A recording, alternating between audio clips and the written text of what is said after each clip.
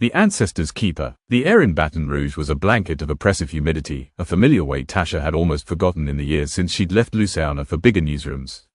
She was back for Miss Olita's funeral. Miss Olita was the woman who had taught her everything she knew about the supernatural and so much more, including the complicated soul of the South. Miss Olita's home, a small shotgun house tucked behind a veil of Spanish moss, was just as Tasha remembered it, filled with the scent of magnolia, old books, and a faint, earthy smell of the river.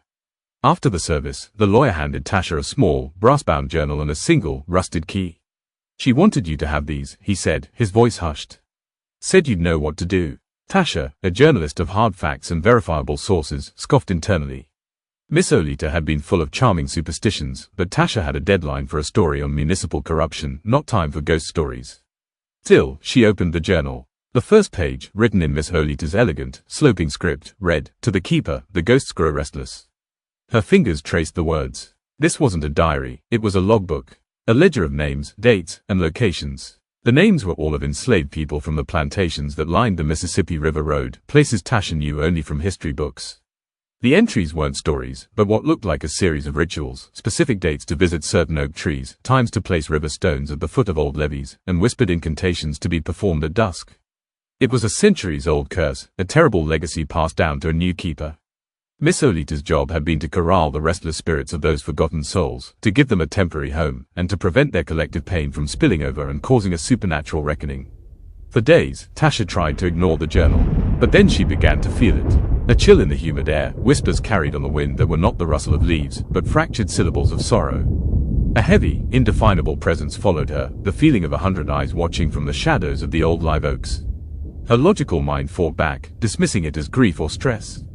But one night, a storm brewed, and it was not just rain and thunder. The air grew thick with a palpable tension. The whispers turned to cries, and Tasha felt a seismic shift in the spiritual landscape of the parish. Miss Olita's journal fell open to a page marked, "Reckoning." It described a moment when the grief of the ancestors would reach a tipping point, a storm of the collective pain that would shatter the veil between worlds. Tasha knew she couldn't ignore it any longer. She grabbed the journal and the key, which she now saw was for an old, iron-bound chest she'd noticed under Miss Olita's bed.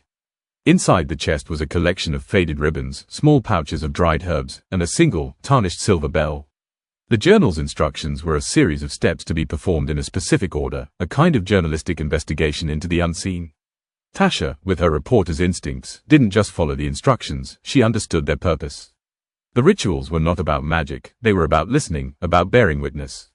The ribbons were to tie their stories to the wind. The herbs were offerings to ground their spirits. The bell was to call them to her, not to trap them, but to make them heard. As the storm raged, Tasha stood in the center of the old sugar cane field. Lightning illuminated the ghostly outlines of figures swaying, their faces etched with centuries of suffering. She rang the bell, its high, clear tone cutting through the wails. She didn't speak incantations, she spoke the names, one by one, from the list in Miss Olita's journal. As a journalist, her job was to give a voice to the voiceless, and she realized this was the most important story she would ever tell. She gave them her full attention, listening to their silent, painful truths with the reverence of a reporter at a press conference. As she spoke their names and acknowledged their pain, the ethereal storm began to subside. The wailing softened to a mournful sigh, the ghostly forms becoming fainter, more at peace. The weight in the air lifted, replaced by a quiet, somber calm. Tasha returned to the shotgun house, the journal now a part of her. She was no longer just a former journalism student or a hard-nosed reporter. She was the keeper. Miss Ola had passed on the burden and the honor of this ancient, silent beat. Tasha understood now that some stories couldn't be written for a paper. Some stories had to be listened to and held close, whispered to the earth, and preserved in the heart of a keeper, to ensure that the past, however painful, found its peace.